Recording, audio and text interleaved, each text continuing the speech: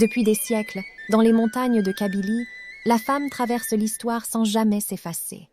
Avant même que les livres n'écrivent les récits, elle en était déjà la mémoire. Sous les dominations successives, lorsque la terre était convoitée et l'identité menacée, la femme kabyle est restée debout. Elle a protégé la langue amazighe dans l'intimité des foyers, transmise à voix basse, comme un acte de résistance.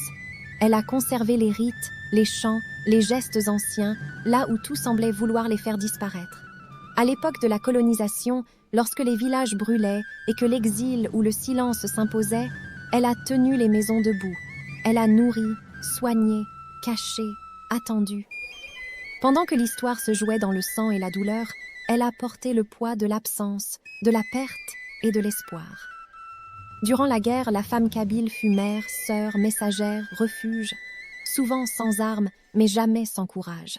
Elle a résisté par la patience, par la dignité, par la transmission, refusant que l'âme du peuple s'éteigne.